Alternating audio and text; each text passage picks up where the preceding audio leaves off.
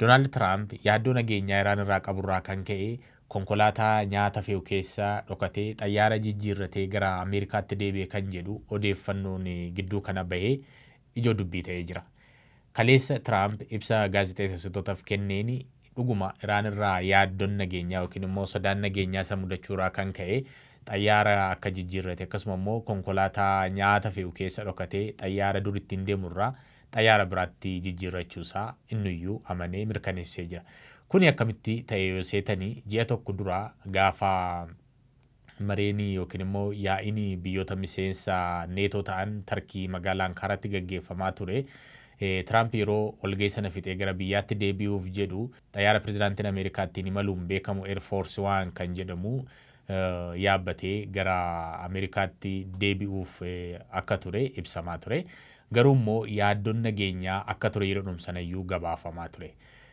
Yeroo sana kan jedhame maalidha? Tiraamp xayyaara Air Force One dhiisee xayyaara biraatiin akka deemedha kan gabaafame. Sababni isaa immoo Iraanii yaaddoo nageenyaa irraan geessiteetti yookiin immoo ajjeesuudhaa fi tattaaffii garaagaraa gochuu ishee tikni Ameerikaa bira ga'urraa kan ka'e Tiraamp hatattamaan xayyaara isaa jijjiiree xayyaara biraatiin akka deemu godhamuusaa odeeffannoon ba'aa ture. Yeroo sana gaazexaan Ameerikaa New York Times akka gabaasetti tikni Ameerikaa yaaddoon nageenyaa jiraachuurraa kan ka'e Tiraamp xayyaara isaa jijjiirratee akka deemu godhame. Garuu amma odeeffannoon ifa ba'aa jiru kan Tiraampis amane maalidha?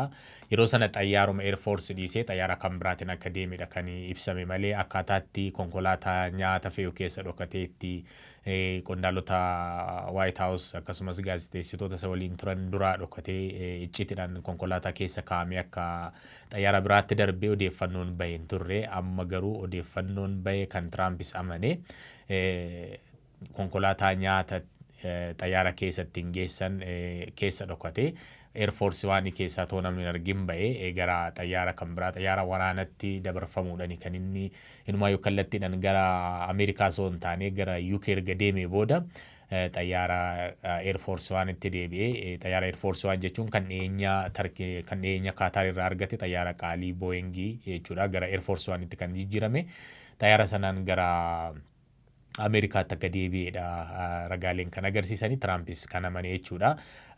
Odeeffannoon amma ba'aa jiruun egaa yeroo sana Turkii keessaa gaafa bu'u xayyaara akka jijjiirratuuf kan isa dirqisiisee yaaddoon qabataman yookiin immoo xayyaara Tirampittiin deemu Iraan rukutuu dandeessi namoota naannoo sanaa qabduun yookiin immoo Turkii keessaa qabduun kan jedhuuni tikni Ameerikaa hatattamaa murtee sana kan fudhate. Inumaayyuu odeeffannoon ba'aa jiru maalidha? Namni laawuncharii yookiin immoo misaayila gateettirra kaa'amee kan dhukaafamu jira. Isa qabatee naannoo walga'iin neetootti gaggeeffamu ture tokko tikni Ameerikaa arguusaa sanarraa kan ka'e yaaddoo Tiraamp irratti tarkaanfii ajjechaa yookiin immoo yaalii biraa gaggeessuu ni gaggeeffama waan ta'eef Tiraamp xayyaara dur ittiin beekamu Air Force One'dhaan imala yoo ta'e haleellaan kun irratti raawwachuu danda'a jedhanii kanaaf akkaataa namni hubachuu hin dandeenyeen dhoksadhanii opereeshinii jechuun ni danda'ama. Daqiiqaa dhumaatti yeroo xayyaarri ka'uuf jedhutti konkolaataa nyaata keessa nyaatatti inni xayyaara keessa galchaniin Tiraamp Air Force One keessaa buusanii namni kan beeku Katarii yookiin immoo waan akka konteenarii konkolaataa nyaatatti hin deddeebisan jechuudha. Xayyaara keessatti hin galchanii nyaata achi keessa erga fuudhamee booda konteenariin sun yookiin immoo konkolaataan sun gadi bu'ee deema. Bifa sanaan akka waan nyaata xayyaara keessa galchanii achi keessaa immoo qodaa duwwaa deebisan sanaatti Tiraamp achi keessa galchanii xayyaara biraan achuma ture xayyaara waraanaa keessa kaa'anii gara UK geessanii UK irraa Tiraamp xayyaara Air Force One'dhaan gara Ameerikaatti deebi'e jechuudha. Kun maal lamatti agarsiisaa erga Ameerikaan Iraan irratti waraana bantee Israa'el wajjin jechuudha. Gaggeessaa olaanaa Iraan Ayatollah Ali Khamenei ajjeesanii booda Iraan jala murtee Tiraamp irratti tarkaanfii wal fakkaataa akka fudhattu. Sababni isaa Iraanii fi Ayatollah Ali Khamenei jechuun gaggeessaa jaalatamaa guddaa nama isaan akka ijaatti ilaalan waan ta'eef Ameerikaan erga gaggeessaa keenya nu jala ajjeestee nus Tiraampiin ajjeesna kan jedhu dhaadannoo Iraan keessaa yeroo dheeraadhaaf erga Ayatollah Ali Khamenei ajjeefamanii dhagahamaa turedha. Kanaaf keessumaa yeroo Ayatollah Ali Khamenei ji'a tokko dura sirni awwaalcha isaanii gaggeeffamu dhaadannoon guddaan yeroo sana ture maalidha? Tiraamp nuuf ajjeefamu nus Tiraampiin ajjeesna kan jedhu dhaadannoo namoonni yeroo sana achirratti argaman hedduun isaanii dhageessaa turan akkasumas qondaalonni olaanoon kan siyaasaa kan waraanaa Iraan irra deddeebiin kan isaan jedhan maalidha? Tiraamp irratti ajjechaan wal fakkaatan akka gaggeeffamu Iraan carraa argatteen Tiraamp irratti ajjechaa wal fakkaataa gaggeessuu ni dandeessi kan jedhudha. Yaaddoon sun qabatamaadhaan walgahii Turkii walgahii neetoo Turkiitti gaggeeffame irratti ji'a tokko gaafa adoolessa 8tti walgahiin sun kan dhume jechuudha. Jalqaba ji'a adoolessaa keessa hatattamaan Tiraampii Turkiidhaa bahee gara biyyaatti akka deebi'uu fi akkaataan inni itti bahe immoo icciitiidhaanii xayyaara eerfoorsii keessaa baafame. Xayyaara biraa kan pirezidaantii taanan ittiin imalu xayyaara waraanaa ture sana booda moodifaayii godhanii jijjiiranii gara xayyaara imalaatti godhanii. Kanaaf Tiraamp namni kan beeku yeroo sanas miidiyaaleen kan gabaasaa turanii pirezidaanti Tiraamp xayyaara eerfoorsi waan yaabbatee magaalaa buufata xayyaara magaalaa Ankaraa keessaa gara Ameerikaatti deebi'eedha kan jedhu namoonnis kan beekanii qondaalonni olaanaan White House Tiraamp wajjin turan mataan isaanii akkuma Tiraamp xayyaara eerfoorsi waan keessa jirutti kan isaan beekanii garuu xayyaarri ka'uudhaaf yeroo jedhutti teeknii sekireet sarvisiin Tiraamp fuudhanii xayyaara waraanaa kan biraatiin magaalaa Ankaraa keessaa baasanii gara UK Royal Air Force kan jedhamu buufata waraanaa UK erga geessanii booda xayyaara idileedhaan Tiraampiin gara biyyaatti deebisanidha. Tiraamp kana ilaalchisee ibsa kaleessa gaazexeessootaaf kennee maal jedhe ani kan inni hordofee wanta teeknii Ameerikaa yookiin immoo sekireet sarvisiin godhinaan jedhen godhe yaaddoo wayii akka jiru nan beekaa garuu immoo maalidha sanaadha jedhee odeeffannoo bal'aa hin gaafanne. Kanaaf yaaddoon akka jiru qabatamaadha. Kanaaf waan isaan naan jedhan teeknii Ameerikaa fi waraanni Ameerikaa godhin kan naan jedhaniin godhe. Kanaaf konkolaataa nyaata ittiin deddeebisan keessa godhamee gaafan xayyaara biraatti dabarfamu yaaddoon biraa akka yaaddoon nageenyaa akka jirudha jechuudhaan kan inni dubbate. Ji'a tokko duras yeroo walgahii Turkiitti gaggeeffame sanarratti Tiraamp ibsa kennirratti ani Iraanii fi taargeetii yookiin immoo nama Iraan ana ajjeesuudhaaf akka addunyaa irratti namni ishiin akka koo barbaaddu hin jiru jedhee ifatti dubbatee ture. Yaaddoonumti sun waan mirkanaa'an yookiin immoo qabatamaadhaan ta'ee fakkaata.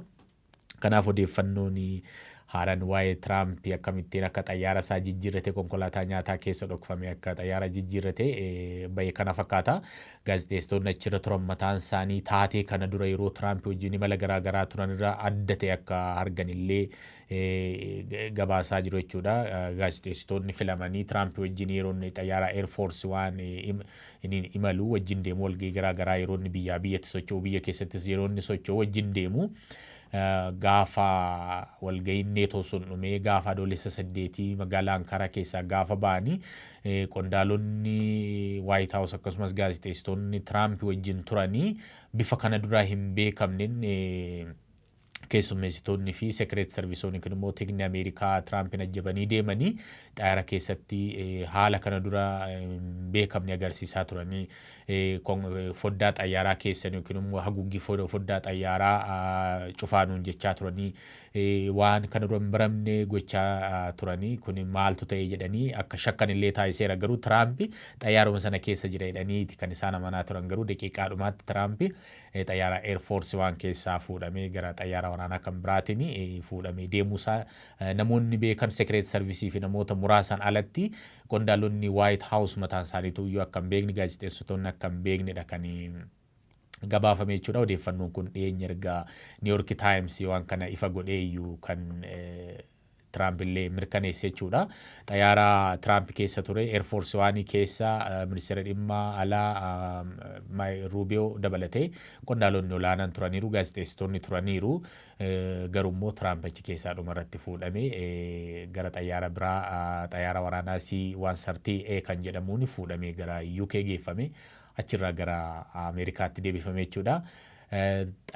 Doonaald Tiraamp konkolaataa nyaata itti fe'an keessa dhokfamee xayyaara keessaa jijjiirrachuusaa yookiin immoo xayyaara eerfoorsi waan keessaa bahee xayyaara biraatti jijjiiramuusaa amanee jira jechuudha. Odeeffannoon waa'ee kanaatiin wal qabatee jiru kan amma isinitti himne waan hordoftaniif guddaa galatoomaa isiniin jedha.